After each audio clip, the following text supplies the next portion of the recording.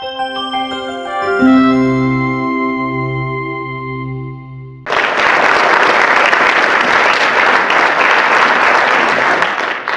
you, Mr. Poland, and thank you all for coming today. We really appreciate it. We're very excited about bringing this program.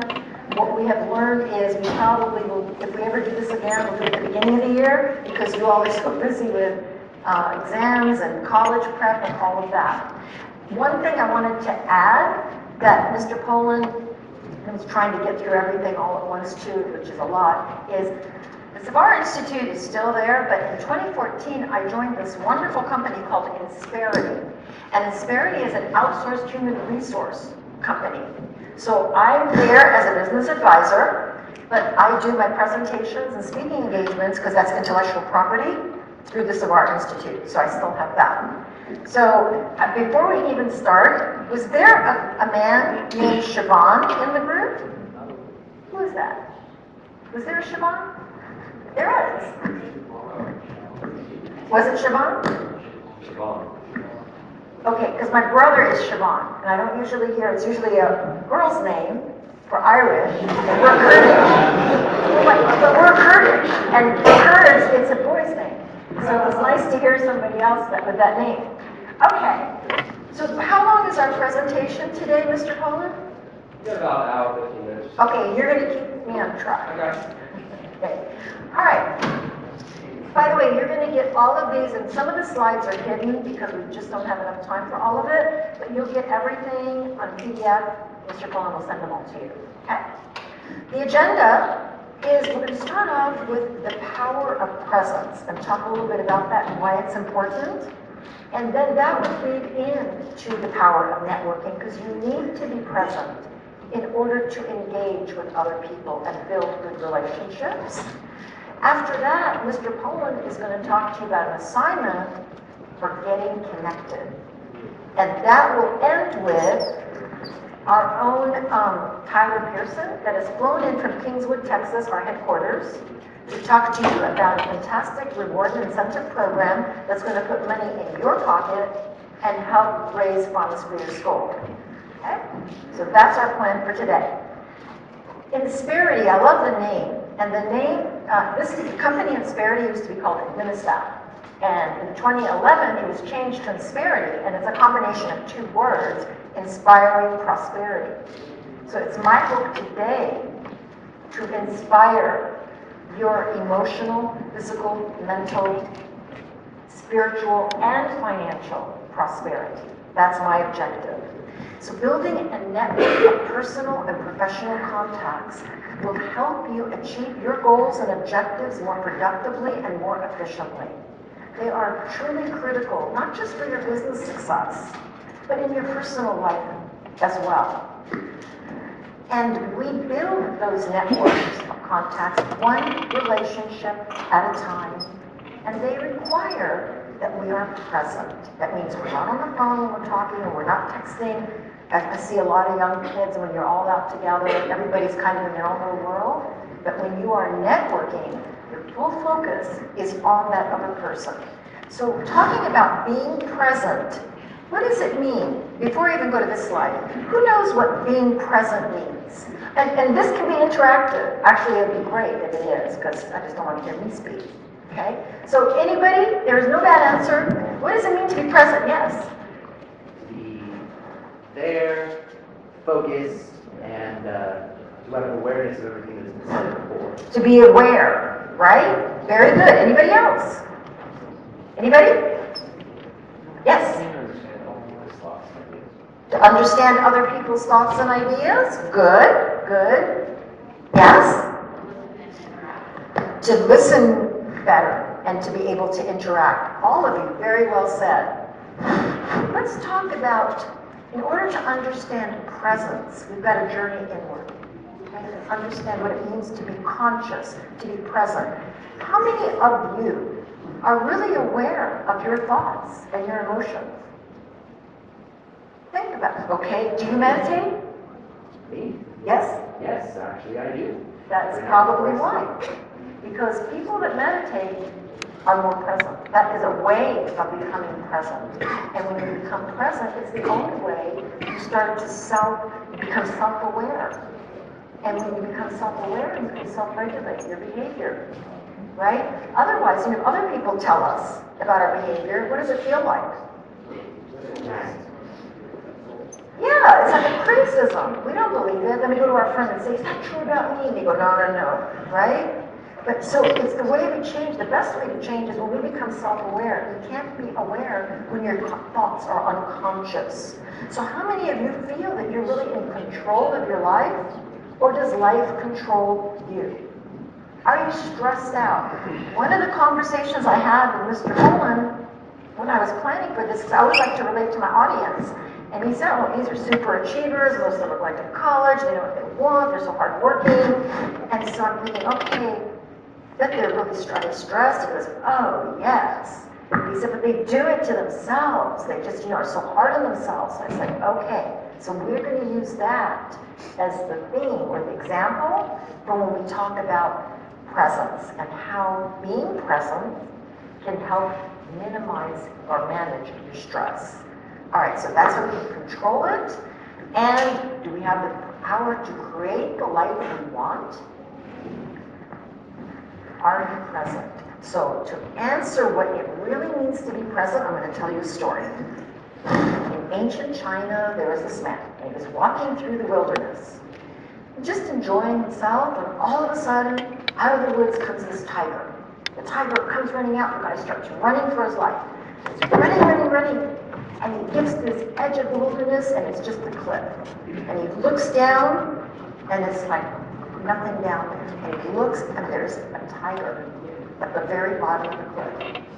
And he looks back, and the other tiger's coming at him. So he sees a vine. He grabs that vine, and he starts to climb down the vine. He gets halfway there, and he feels such relief. He looks down, he goes, oh, wow, there's that tiger at the bottom. He looks back up, and there's the tiger at the top. But if that isn't bad enough, when he looks back up again, there are two rats. A black rat and a white rat. Keep that color in mind, it's significant. And they are gnawing at the vine. So here he is, holding on to this vine. And with a tiger above and a tiger below, and two rats gnawing at the vine, he looks out. And at the side of the mountain is this big, beautiful, ripe, juicy strawberry. And what does he do? Holding on to the vine with one hand, he releases the other, and he plucks the strawberry, and it is delicious. This is all an analogy. So, what do you think the tiger above represents?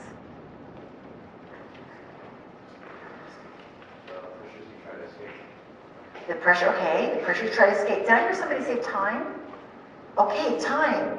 Time when? Okay, it was up there, right? So was it, and then there's another one below. So what would that be?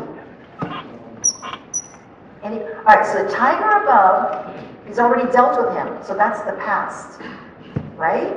So what would the tiger below represent? The future. All right, what do you think the rats on the vine are? What is it? His conscience? Good try. But think of it in why black and white?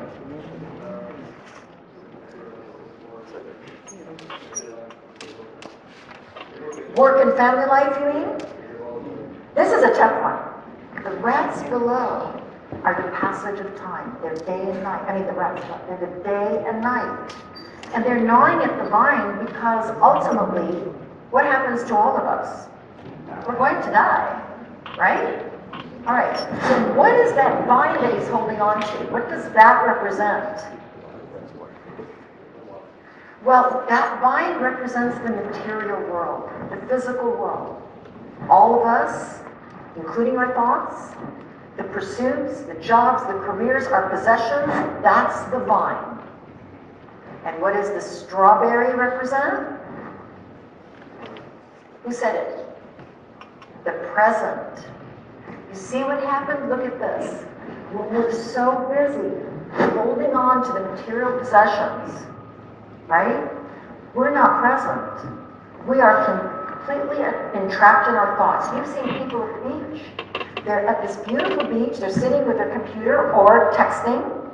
There's the sun, it's setting, it's so beautiful. Do they see anything in the present? No. They are in a virtual reality. The past doesn't exist except through your thoughts. The future is projected through your thoughts. The only way you can get to either of those places is through your thought. And when you're in the thought, you're not in the present moment. And the present moment is, I remember reading a book by Arianna Huffington. And she was saying that she'd walked through this park in Japan 100 times, and she had never seen the flowers there. So suddenly she experienced mindfulness and presence.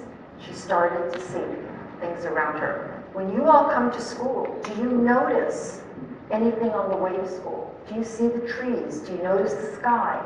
That's being present.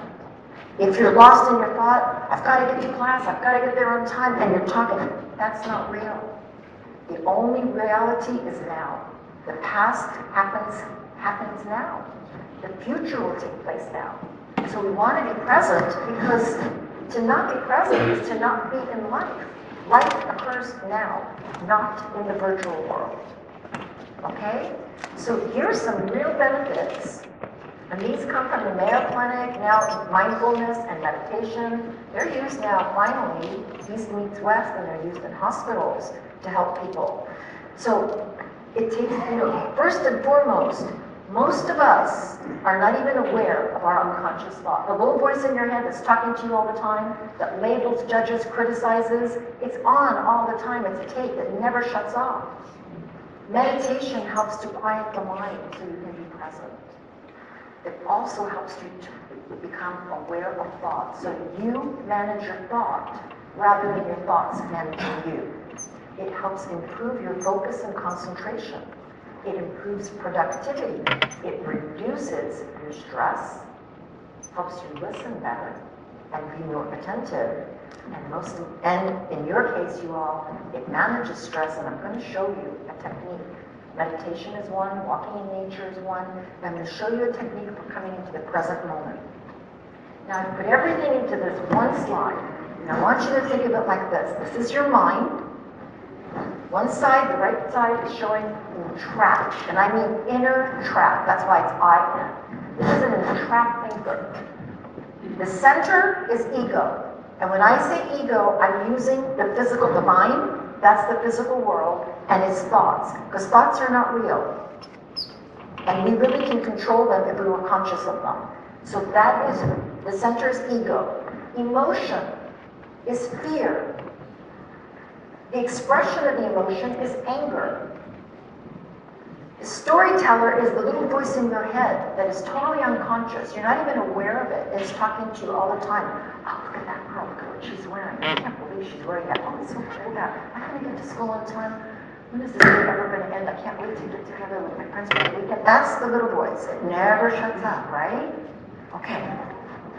Also, in this mindset, when you're entrapped in thought, when you're unguarded thought, it's resist now. You always want to be somewhere else, but not now, not where you are. You want the exam to be over. You want to be in the future. You want to have graduated already. We're always going to be happier later, but we resist what is now. We also tend to focus on what we don't want. It's things like, I can't afford to fail. I don't want to fail this exam. I don't want to be late for the class. What if I don't get into the school? Things like that, right? And our mindset is scarcity. There's not enough, because you feel separate. There's me, and there's all of you. We're not connected. So there's not enough to go around. So if I want a piece of the pie, I've got to make sure you don't get it. Scarcity. And the bottom line belief of this egoic mind, this little voice in your head, is the belief that you're not enough. And that's why you're so busy pursuing material things, because that helps you temporarily feel like you're enough. But that doesn't last, because it comes from within. Now I'm going to give you an example of how this works in a stress situation, okay? So let's say you've got an exam this morning. I have an exam this morning. It's at 8 o'clock. I've been up until 4 in the morning. I'm exhausted, but I set my clock to get up early, to get to class on time. So I get up, and I'm in a rush, and I get dressed, and I get in the car, and I start to drive. And the first thing that happens is, okay, red lights. I'm hitting every red light. So what happens? You sit at that red light. Here's where I resist what is. I can't believe it's a red light. Why is this happening to me? Now, what happens when you think like that? Is it going to change the light to green? Is it? No. What does it do to you? You feel more stressed, don't you? Now here's the thing. Your mind doesn't know the difference between real danger and perceived danger. So what happens is when your thoughts start to have this talk, this self-talk, oh my God, I'm going to be late. I'm never going to get to the class on time. They're not going to let me in to take the test. I'm hitting every red light. What's going on inside? The reptilian brain says, danger, danger, get ready for fight or flight. It sends a signal to the emotion, and the emotion is fear. And now fear says, release the hormones for fight or flight. Adrenaline and cortisol fills your body. It's preparing you to run. It's great if you really need to run or hit somebody. But what happens when you don't? What happens when it gets stuck in you? What are the emotions generating in you? Tell me some of the physical changes. Well, frustrated is one, but what happens physically in the body? Yes. Your heart rate. Yes, your heart starts to pound. The world starts to slow down, prepare to react to something that's not fun. Okay, very good. What else? What about your stomach? Don't you feel it knots up? You can start sweating. The hair on the back of your neck stands up. These are all the physiological changes that are occurring because the thought drives the emotion. Emotion drives behavior. So now, guess what? You're getting yourself fears generating the anger, and what do? When the light turns green, if the guy doesn't start moving right ahead of you, what do? Start blowing the horn, right? Okay, is that nice behavior? No. Negative behavior, out, you get negative behavior back. Road rage is that at its extreme. It's all from the mind. The worst part of this cortisol and stuff, y'all, is it floods the brain. And when the brain is flooded, it freezes. You can't think anymore. You obsess over your problem, but there's no solution. So now we need to go into, how do we get into an empowered state of mind? This is shifting out of unconscious thought and into the present moment. Okay? But it's not so easy, especially when you're not even aware that you're doing all this yourself. We usually believe it's the external events that's causing our suffering. It isn't. It's our thoughts about the external event, as I will show you in a minute. But before I do, I want to give you a technique to mind shift. So you're going to now switch into the present moment, okay? So do this. Close your eyes, and don't do the rest yet until I tell you what you're going to do. You're going to focus on your breath.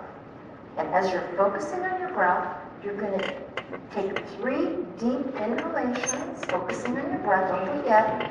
And then you're going to exhale slowly. And when you exhale, relax your face, relax your shoulders, relax your body. Feel the weight of your body going into the chair, okay?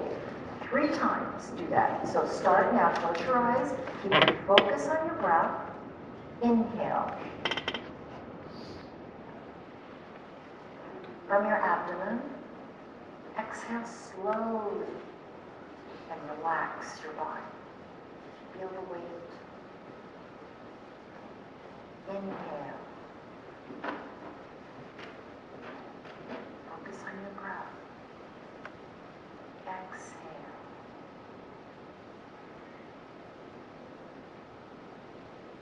Inhale. Relax your body. Exhale. Focus on your breath. Slowly open your eyes. How many of you were able to do that and not have thought? All right, you're present. That's being present. Okay? When you were present, how many of you in that state felt calmer? Very good. Now let's look at it. So we have to mind shift. So there I am, and I'm hitting all those red lights, right? And then I remember, oh, I took this class. Okay, so now I'm driving up to the next red light. Now I do something different. I am present.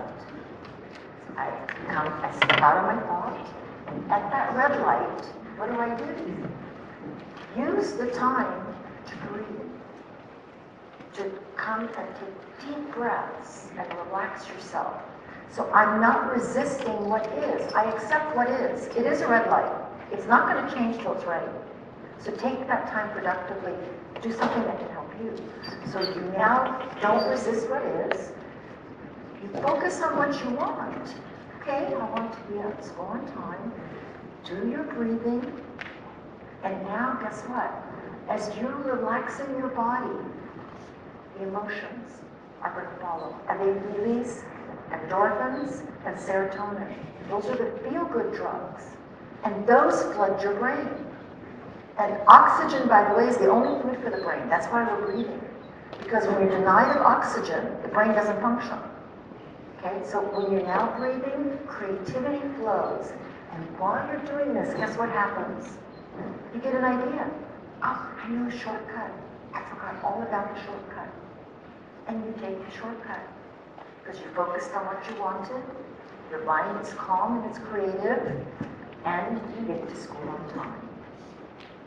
And there's the belief always, when you're in an empowered state of mind, you are enough just as you are. You're born enough. Your achievements are not who you are. You are more than your achievements. You're more than your grades. You're more than the schools you attend. Those are your accomplishments.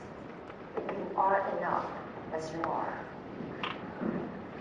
Any questions on that? All right. So, with that, in that empowered state, we reach the state of presence. And now we understand what that is.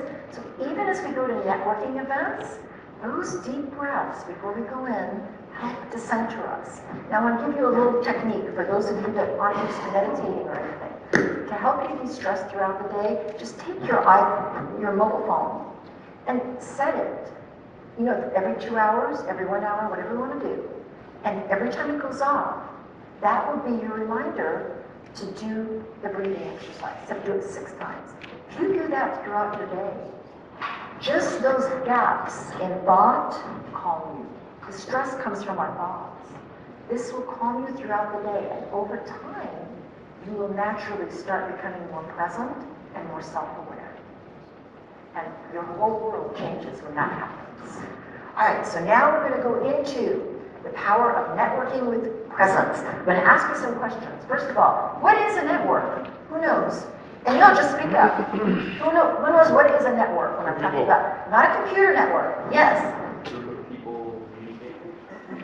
All right, a network is a group of people. That's a networking event. People get together at a networking event. What else? Anybody? Sorry? Making connections. All right, very good.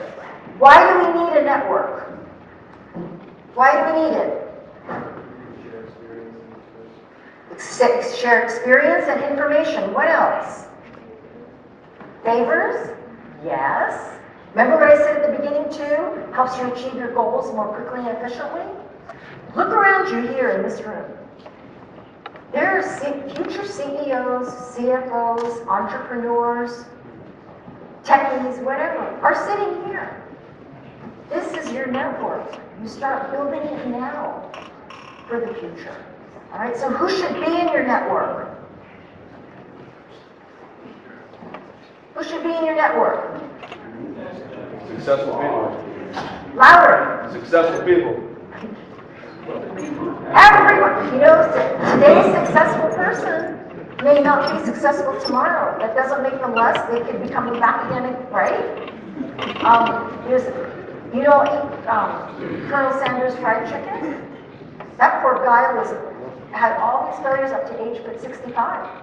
and started collecting a Social Security check and gave up on himself. And then he had an epiphany, and he started the chicken business at 65 and became a millionaire at 88. So never judge. See, that's a label. Success, failure. There's another judgment, right? Everyone can be in your network because you never know when you need somebody's help for something. All right. So how do we go about building? And those contacts, by the way, are professional and personal. All right. Here are the steps for building your powerful network. You have to start with your goal, with your end in mind. What is it you want to accomplish, right? Then you want to differentiate yourself so that you stand out when you go to networking events.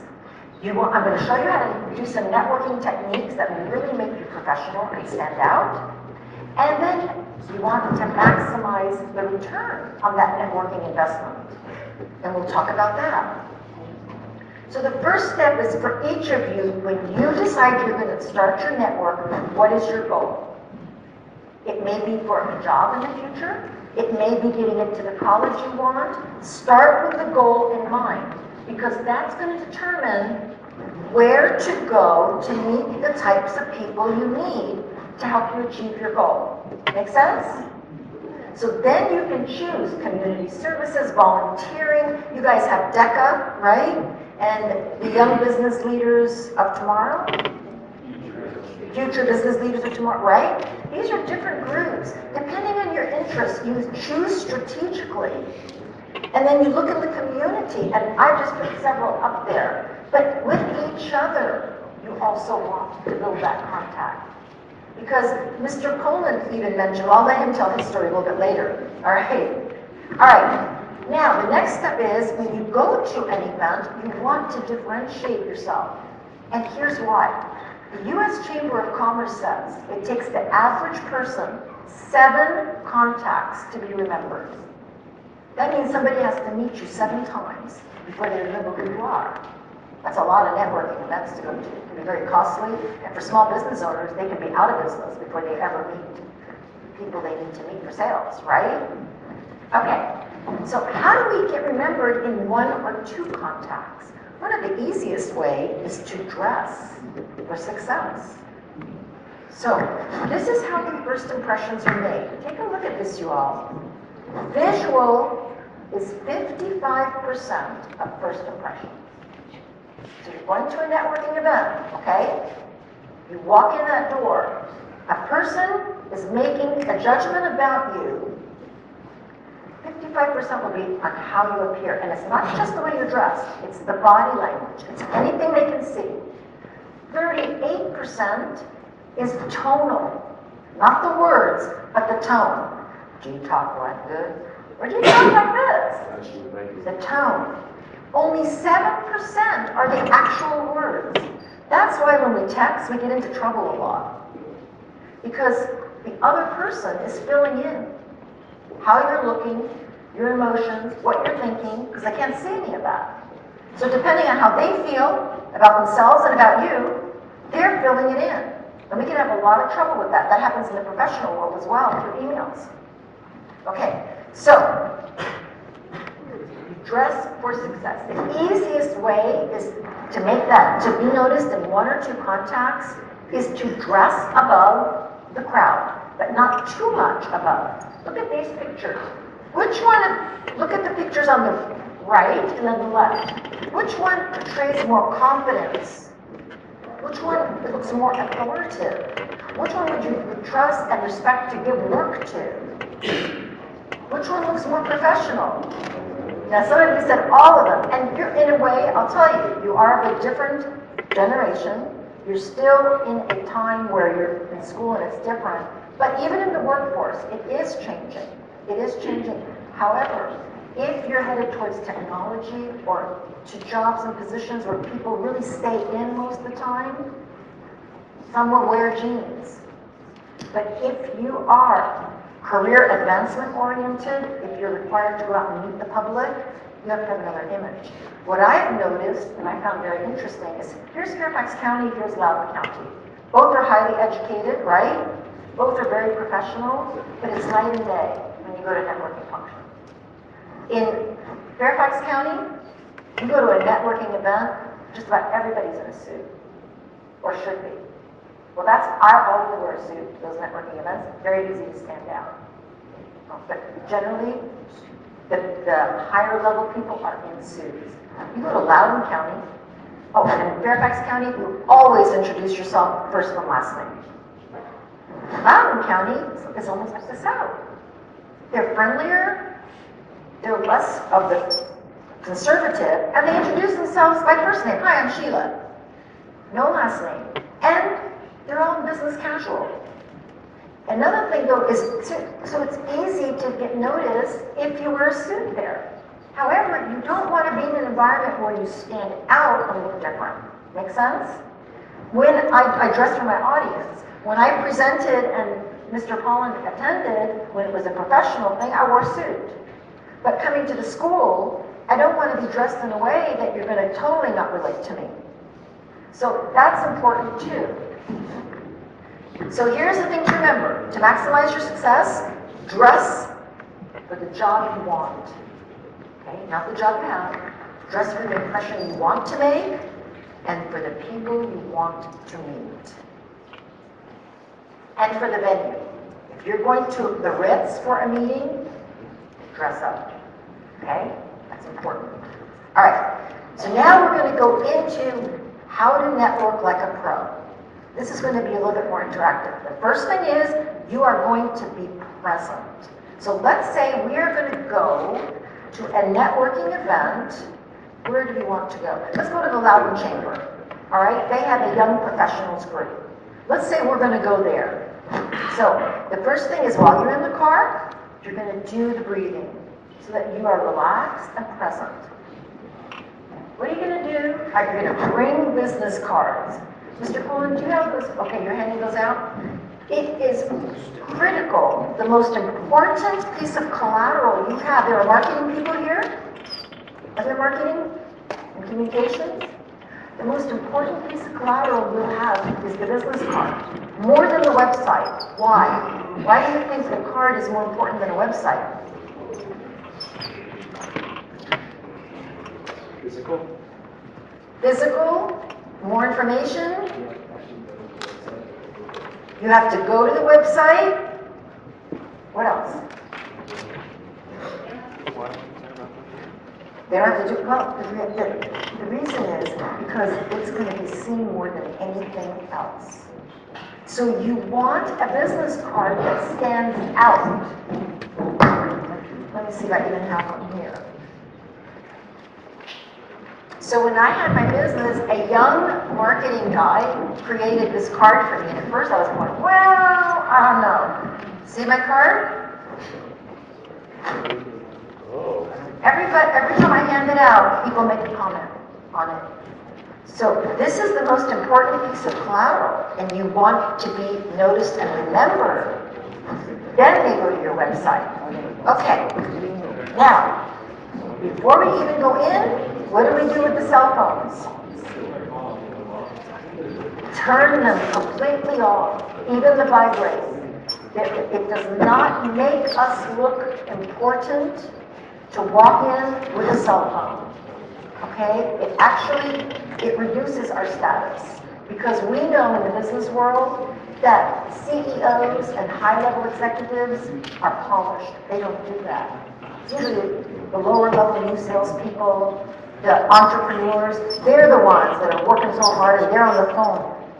It's giving the wrong impression. Remember first impressions, 55%? Okay, now, you walk in, and they give you a name tag. Have you ever had those where you go to a place and you get those stickies and you have a name tag? All right, where do you put the name tag? On the right-hand side or the left-hand side? Left-hand. How many of you say right-hand side? Put your hand up. Okay, how many of you think it should be the left-hand side? Interesting. Okay, do I have a volunteer? Who wants to come up here? Somebody from the front row. What, you want to come up? Come on. All right. He dressed for success today. Hey, dress for success. Come on up. Come on up here. Okay. And your name? Bill. Lemaster. Okay, now Phil, look at this, everybody. Okay, if Phil, all right, now watch this. When we go to shake hands, and that's going to be coming up next. All right, if my badge is here, if I put my name tag here, and imagine this is a room and it's pretty crowded, right? When I go to shake hands, I do this. Where's my name tag going? Away. Can Phil read it? No.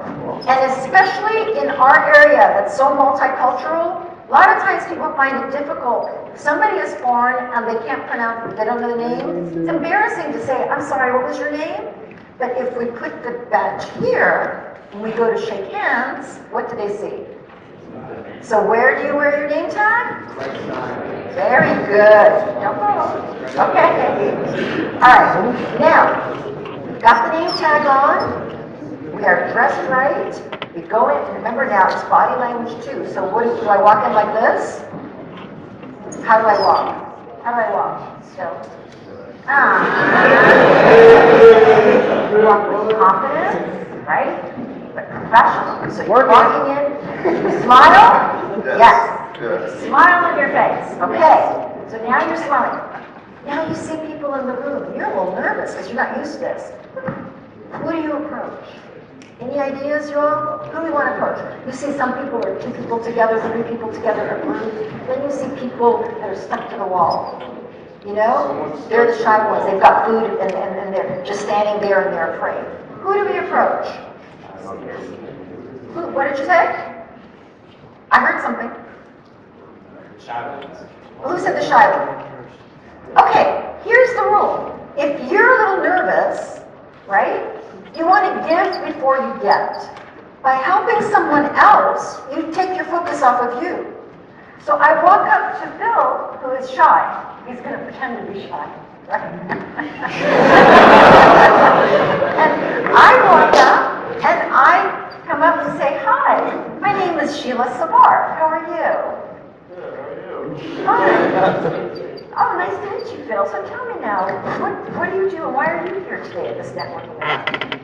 Here to meet new people. Good time. For work. Oh, You're here to meet professors? Yeah, I'm here to meet professors. Oh, okay. Tell me, for what school? Are you looking to go to a certain school? Yeah, I'm looking to go to Harvard. You want to go to Harvard? And do you think there are some professors here that are from Harvard? I believe so, yes. You know, I think I might have even met one now that I think of it. But go along with me, all. I didn't just walk in. I'm just ad-libbing here. Okay, so now, what I'm doing is, notice, I'm asking questions and letting you talk. All right? Another approach can be like this. Okay, we're going to do the group later. But, all right. So, that way, I'm focusing on him. My fear goes down. I become more comfortable. And he feels so good. You've helped somebody. That really feels good. And then you can take them and introduce them to someone else. I'm going to show you this engaging in a minute. That's very good. So stay up here, and let's just get, who else wants to come up? Okay, come on, you guys. Those, all right, come on up. Even, all 3 of you can come up. Okay, because I'm going to show you something else. Now, the next thing that's critical, this is absolutely critical next to the way you dress and walk in. Everybody listening? It's the handshake. The handshake says so much about you. Now watch this. Okay, don't practice yet. I'm going to show you first. All right, so your name? Luke. Hi, Luke. And yours? Dendel? Jackson. Nice to meet you guys. Okay, so, and don't be angry if I forget. But, so Luke, come on up. Let's say we are meeting and I go and I shake, I'm going to go shake his hand. You guys tell me what you think. Okay. Hi, I'm Sheila. What impression are you getting from me? Okay, now I'm a professional, right? And I start telling you about my business. I'm a marketer. I do marketing campaigns. How much faith and trust do you feel in me? Why? Okay, what about if I did this? Is it Denzel, come on up. I do this now, how about? Hi, I'm Sheila. What's your opinion? Scary. What else does it tell? You guys can participate too. What does that kind of handshake say to you? Control, right? Okay, remember that they are, okay, remember what I told you earlier? Remember that chart? Fear on one side, love is the other. Those are the two root emotions. Keep this in mind, you all. Bullies, power people are rooted in fear. All bad behavior is fear-based, okay? So I'm overcompensating.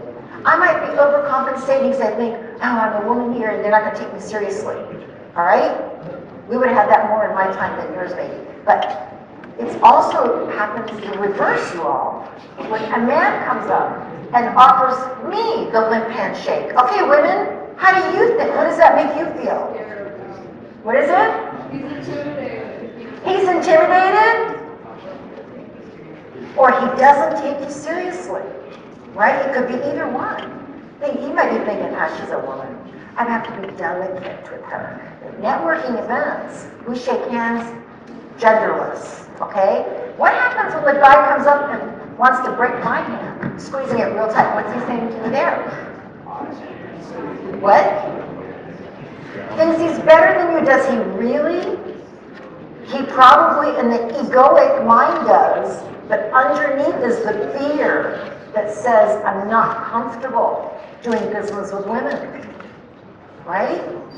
Those are the messages, and in seconds, they get transmitted to each other without our even being aware, unless we are present and can catch all this, but we're absorbing it. All right, so the handshake is critical, and I'm going to demonstrate how to shake hands the proper way. All right, and you were Jackson. Okay, Jackson. Okay, so here's how. Now, you use your first and last name, both, because there are 100 Sheilas. It has to be Sheila Savar, right? And it's more professional. All right, so now here's the way to do it. Walk up. Hi, Jackson. My name is Sheila Savar. What do you do? Excellent. So you give me back your name. You have to say your name too. Now, here's how it works, y'all. Here, this part here, and here. That's where they meet.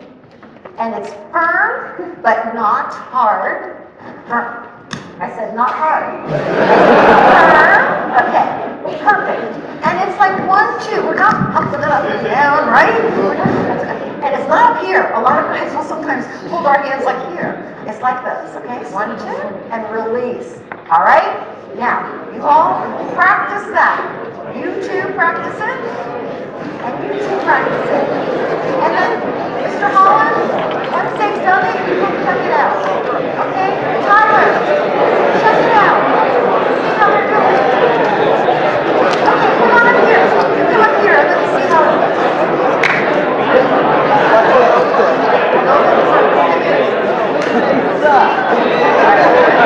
Slide it into it. Come back again.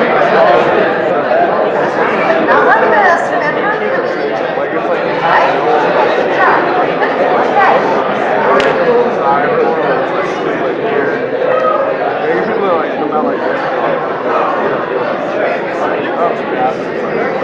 All right, how did we do?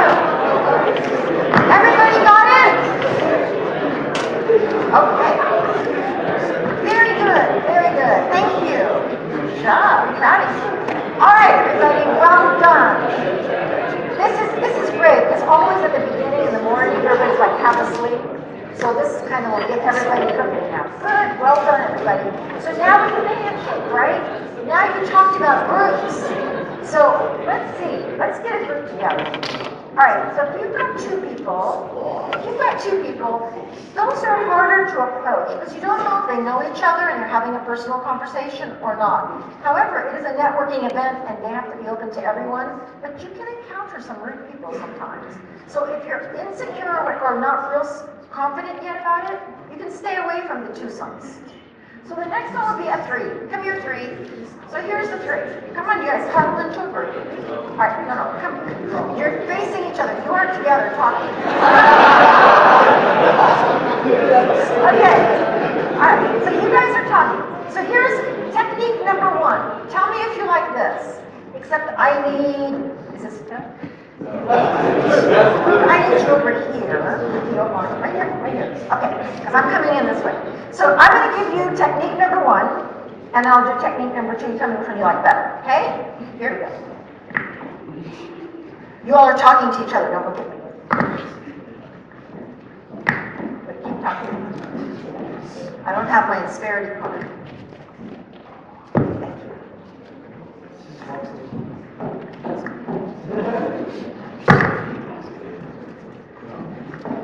Hi, I'm Sheila Savar. How are you? Oh, here, let me give you my card. I'm Sheila Savar. Oh, nice to meet you. Can I get your card, please? Here's my card. Oh, thank you. Can I get your card? Oh, thanks so much. Okay. Where's your card? Okay. Well, go ahead and continue talking. I'll catch you all later. What'd you think? What was wrong with that? Okay, so tell me one at a time. I didn't care about that. What did I care about? Getting the cards. Do you know something? I went to this U.S. Arab Chamber of Commerce. Now those are all at the Four Seasons, the top of the line. It was the World Bank and the IMF. Okay? It was packed. People had come from all over the world. So help me, this poor young woman in her 20s actually came up. I was having a conversation. She cut in and said, hi. And she said, my name is Stephanie Walker. How are you? What do you do? At a networking function. What do you do? Make something up. Oh, what kind of company? Oh, okay. Hi, what do you do? Oh, contracting. Oh, what do you do? Where's my cards? Honestly, she did this. She was looking for specific prospects, and that's what she did. And I felt so bad. I thought, I love her class, and she didn't know that she was not doing good. Okay, making a bad impression. All right, so let me show you a different way. This is another way. So now they're talking. I approach, and you guys keep talking.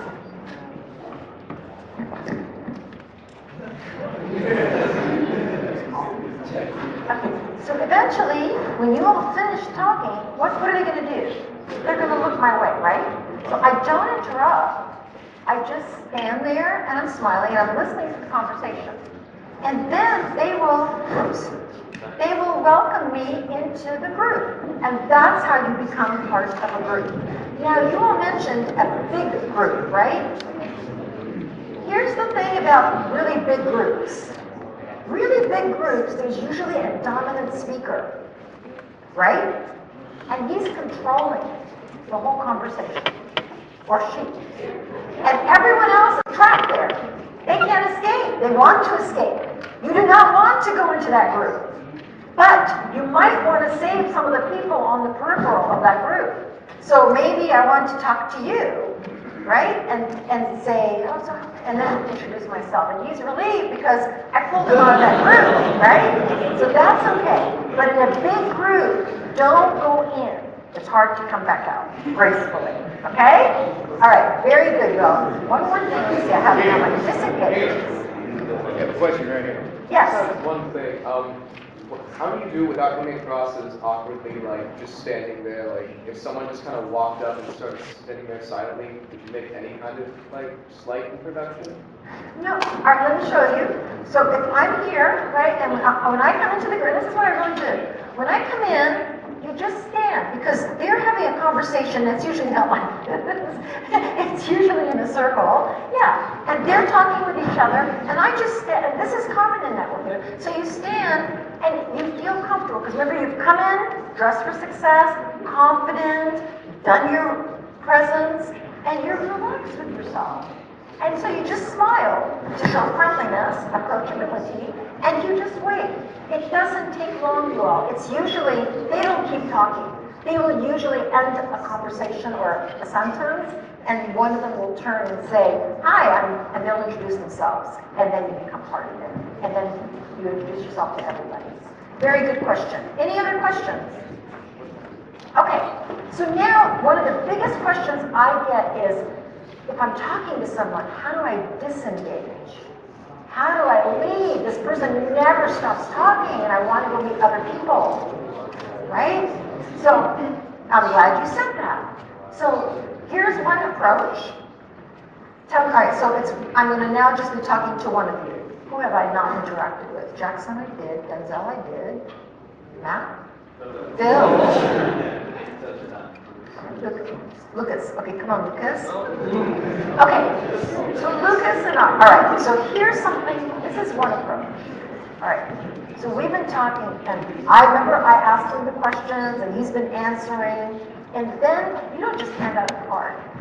At some point, he should then say, so why are you here? And then we start talking, and then he might say, can I have a business card? But always ask before you give your card, unless they've asked you for your card, okay? So I say, can I give you my card? Can I get a card from you? Can I get a card?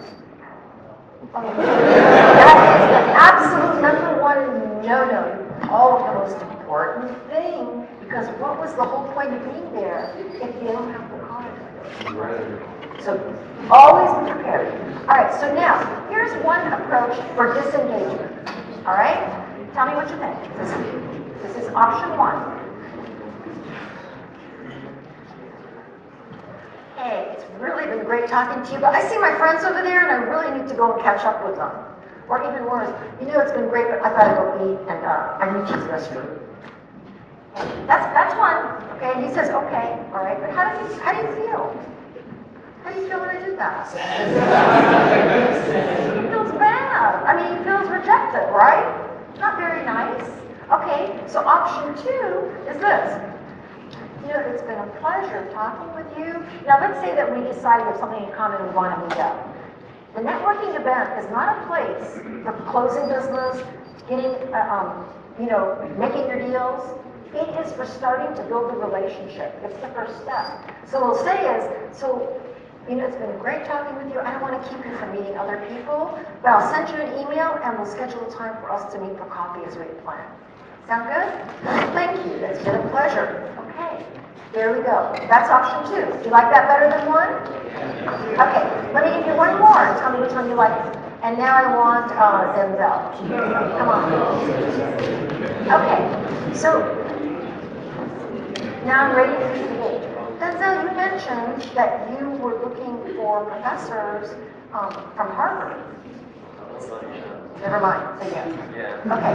All right. So have you met Luke? No. You haven't met him? I just met him and he's a professor from Harvard. Let me introduce you. So come on over. And so I'm going to say Denzel, I'm just saying Brown. Denzel Brown? Now he's by himself. And first, actually, I would like you to meet Denzel, and he is looking for college professors from Harvard, and I thought it would be a good introduction. Okay, wonderful. Well, I will leave you two to speak, to get together, talk, it's a pleasure, and I'm going to follow up with you by email as we decide. Take care. Thank you. Which one do you like better? 2 or 3? How many prefer 2? How many prefer 3? Why do you prefer 2? The 2s? What's that? So remember this, and it's because we did it so fast, but the 3 is the most effective because we're here to meet other people. So what we're doing, if every one of us, when we start off, asks the person, what are you here for? What's your objective? We are all helping each other network. You've got a room full of people helping you. And so what you're doing, because it wouldn't be done this fast, which is probably why it appeared that way, is he wants to meet that Harvard professor. What greater thing could happen to him than an introduction to one? Otherwise, he could go around the whole room and never meet the Harvard professor. Do you see? So it's giving. It is the art of giving. And done nicely, it is not a handoff, but it's actually why I came here. And if somebody can introduce me to the type of person I need to meet, that's fantastic, right? So that way, when we go to networking events, The whole room is helping each other. And that's the concept of abundance. There's enough for everyone, right? Okay, well done. Thank you guys. Let's give them all applause.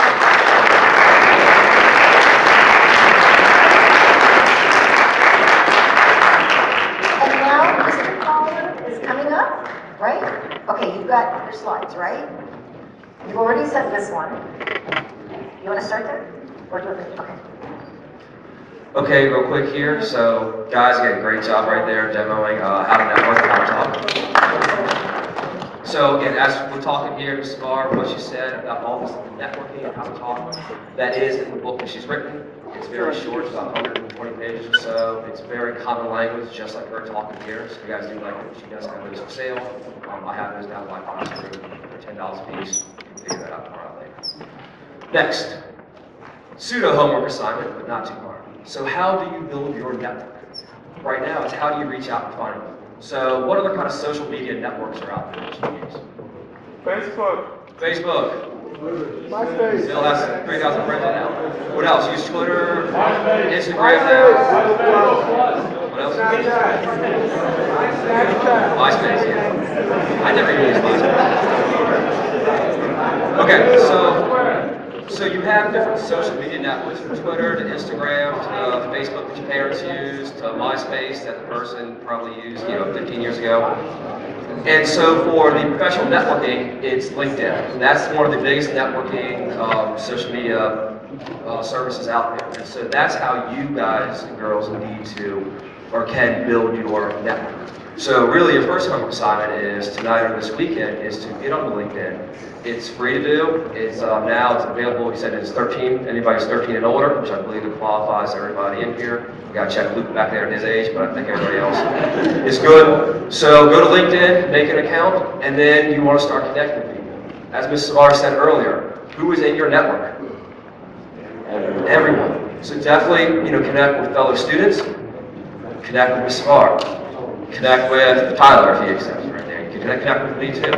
Because you never know when and who you're going to need or could use your network for. And also, a big part is we said give before you get. If you have a big network and you talk to somebody else, it's also, oh, wait a second, I think this person can help you out. And they'll remember that, then you can help them. Also, a big thing that's interesting, I'm now 11 years out of college, but people I was in a fraternity with, people I knew from college, maybe I was good friends or not that good friends, just acquaintances. I've now connected with their LinkedIn profiles. Well, when they first started out of college, everybody was working in sales or teaching or substitute teacher or just general jobs marketing. But now 10 years later, 12, 13 years later, these same people I knew from college are now vice presidents of banks, vice presidents of law firms. They are running their own businesses. So these connections that I didn't understand or that I had 10 years ago that I didn't think anything would come from, I now know some people now. One guy I knew in high school, I barely knew him, but we just kind of met and stayed local. He's now a realtor. He lives out in Arlington, but he does a lot of realtor in the Arlington and Fairfax County. But he's going to be the first person who I know, I run into him, I talk to him maybe once a year. If I ever go to buy another house, he's the first person we'll call up. Not because we're best friends, but because I know somebody. It's a lot easier having an acquaintance from, yeah, we went to high school together, how you doing? It's great you're still in the area. It's a lot easier to connect with that person than to just call, go online, go to Long & Foster, and just dial up random, call up somebody, get some random person. So that's how your network is really, really important. So that's a big thing here is get on to LinkedIn. You can also find groups. When you go into LinkedIn, there are lots of tags where you tag what you're interested in, what your skill set is. Teaching programming, you guys can tag Java, computers, and technology. If you guys are in business or DECA, you can type in, business, marketing, sales, communication, a lot of these skills, and that's what we look for, what people connect with, provide jobs. And then also there are groups, correct? There are also LinkedIn groups, so you share the love of technology, you share the love of biology or sales, marketing. You can find groups that talk about that, even local area groups. I just joined a George Mason University group because alumni of my master's degree, George Mason. There's a George Mason alumni group. You get that group, well, a lot of people have different skills, but I can meet people that way too. There's a lot of people. So that is your first assignment from this whole speech, is to create a LinkedIn account, because you never know when it's going to work when you're going to use it one way or the other. Thank you so much. And let me add a couple of things to that. How many of you heard of LinkedIn? Oh, wonderful. There now, I was using it in the 90s. When I was on it. Today there are 300 million people on it worldwide. There are thousands of groups. As a matter of fact, I found my own university, American University of Beirut. When you found it, there's a group, and you join it. I mean, it's fantastic. It connects you all over the world. So there's a group for you. If you're in technology and interested in that, go to groups, and then do a search on a keyword, okay? And then ask to join the group. And then start having conversations as you would in any other social media that you're used to. So that's really important. The other thing as part of your assignment is see that joining the groups. The first one is, that's my group, it's called The Power of Networking Exchange. So there's a link and you can click on it and ask to join that. And then if you have questions on networking or whatever, you can post it there. I can respond to you. So that's a group for you. Insperity. You can look on the keyword Insperity for groups. There are multiple groups there. One of them is for jobs. You might want to connect with them and start becoming, active in that group for when you're ready, right? Make your contacts and connections. And then, of course, the last one are the groups that support whatever your ambitions and goals are. All right, now the second assignment, so we're counting on all of you to do this by this weekend, yes? All right, so I'll be expecting a request, an invitation from all of you to get connected. And the next networking assignment is how you're going to use your networking or LinkedIn, your network of contacts, existing contacts, to make money for yourself and to raise funds for the school. And here to discuss that, he's come all the way from our headquarters in Kingswood, Texas. This is Mr. Tyler Pearson. He has been with Insperity for 20 years in sales and sales management. Last year, he created a new position for himself. And I thought that was really fantastic. He became the Sales Innovation Manager, and he truly is. He travels all over the country, supporting 300 business performance advisors, finding innovative ways for driving revenue to Insperity and serving the local communities. We're really big about helping businesses succeed so communities prosper. Tyler served in the U.S. Navy in the early 70s, and he lives in Dallas, Texas with his wife for 35 years. They will be going to Scotland and Paris to celebrate shortly. So, ready, Tyler? Good morning.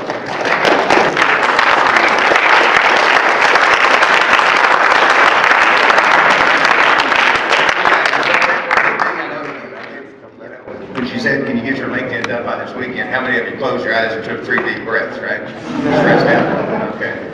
I'd love to have it done by this weekend. And absolutely, you send me an invitation, I'll connect with you. I've got a couple of thousand connections on LinkedIn, but I know all of them. And I mean, I know all of them. I got this job 20 years ago because of a network that I was in, because of somebody that I knew. We hire today, 70% of the people that we hire for our company, we hire through a network. Because it's people bringing people that they know into us.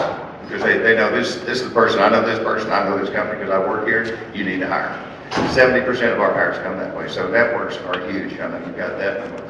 Not beat up on that anymore. So I do have a new position with the company. I actually created it and was given the latitude. We've got a very entrepreneurial CEO, chairman and CEO that started the company, and 30 years later, the company's 30 years old, he's still in control. That's unheard of, especially with a $2.5 billion company that an entrepreneur, co-founder would still be chairman and CEO 30 years later. You don't find that in big business today for a publicly traded company. And that puts a lot more stress on. Lots of people can't go from a private company to a public company and be able to run it because they don't get to do it their way anymore. They got boards and they got shareholders and all those other things. But he's made a phenomenal transition and we're very, very successful. And with that, we want to help you guys be successful. We want to help the community, the school in this area, and ask basically what we're asking you to do is think about your connections. Your mom, your dad, aunts, uncles, next door neighbor, friends, Anybody that works in a small or medium-sized business and has the ability to get to a decision maker in there, and you kind of see some of the services that we do. We've got 6,000 clients nationwide, mostly white-collar businesses, high-tech, lots of government contractors, especially in this part of the world. We do business with the very best small businesses in America. We've got 120,000 employees in that group. So any small business that you might know, that you refer, what we're doing for you guys at school, and thank Mr. Bowman for this, is just for a meeting. I mean, I know, how many of you have done things that you've had to sell, to raise money for the school? How many people have done that? Selling candy, popcorn, Christmas wrapping, whatever. So, this is actually going to be the first program that nobody has to buy anything, and you still get money. All right, sounds too good to be true. Mom always said it sounds too good to be true. Run, right? This is the deal. For a referral, somebody that you can send to Sheila because of your network, who you know, it might be your dad's company, mom's company, it might be your uncle's company, it might be any place in America. Okay? I mean, if you've got an uncle over in Timbuktu that's got a high-tech business, and he'll take a call from Sheila just to discuss, just have a meeting, and hear about what we do, not buy a thing. The school program is going to get $100, and we're going to send you $100. Now you're talking. If they happen to become a client, okay, because they like what they do, and here again, we've got 6,000 very, very happy clients. If they happen to become a client, then we're going to send another $1,000 to the school program. In the last 8 months, I've got the best job in the world, I'm telling you. In the last 8 months, I've gone coast to coast, and I've given out just over $500,000 in this program. But this is the very first time that we presented to a school. So when Sheila called me and they got in touch with Ms. Bowman, they started working this thing out, and lots of things rang true. High achievers, you're in different business programs, things like that. How many of you are graduating this year? Okay, here's something more, and I didn't even discuss this with Ms. Bowman, but I will. You'll hear it now, right? Once you graduate, as long as you're with the school and you give us a referral, we're going to give that $1,000 back to the school program. But once you're an alumni of the school and you go off to college, you're still going to have connections. You're still going to be connected to, hopefully, both of us and a lot of other people. You're going to run across businesses then. And if you give us that referral, you're off at college, you give us that referral, you're still going to get the $100 if the meeting takes place. And where do you think the $1,000 will go that time? Back to you. Because you're not with the school, because we got another whole other group coming in for the school. We just keep revolving right here in the school. That's not a bad way to work your way through college, right? Seriously, just over $500,000. So that's basically, I don't follow scripts, I'm just saying the truth. Think about who you know. Every parent wants to help the school, wants to help the community raise some money. And if you explain to them, and there's no such thing as a bad referral. If it doesn't fit, if it's not qualified, we'll let you know that's not going to work for the $100. But you go to the website, it's Verity Rewards website, and it'll tell you what a good fit is. But I'm telling you, anything in high tech, medical, retail doesn't work for us. High turnover, okay, more of a high paid white collar business. Anything like that, run it by us. And we're going to do a special promotion. Anybody, any one of you that gets 3 referrals in by April 15th, and they turn into calls for Sheila. So the first 5 that do that, if there's 5 that make it, we're going to give you an iPad. Just because I like giving things away, okay? And because I like giving things away, I'd like to start by giving one away today. Now you're probably wondering what you have to do to qualify, right? Well, y'all don't get this one. This one we brought from Mr. Bowman for putting this thing together, and I want to present that.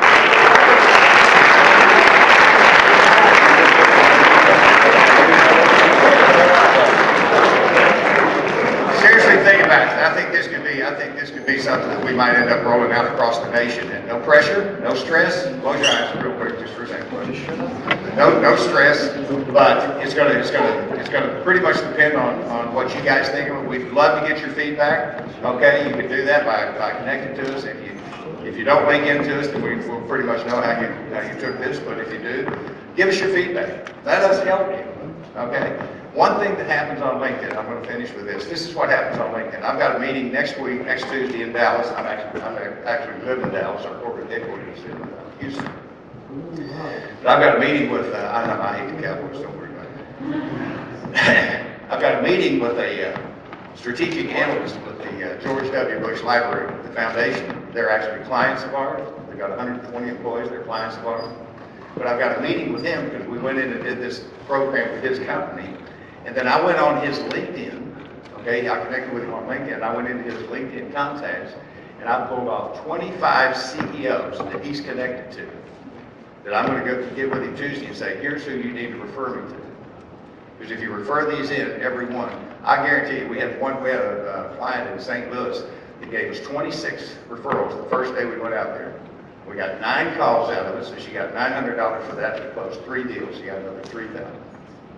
This guy's gonna love me before Tuesday's over, I promise you.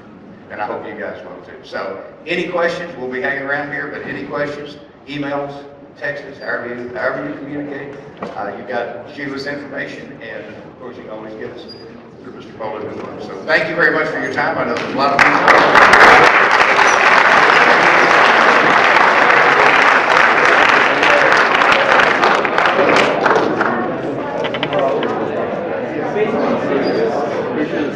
You have my email address.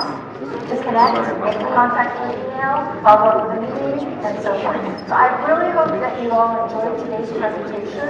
If you have any questions, feel free to email me. I'm happy to help you with anything that you heard today.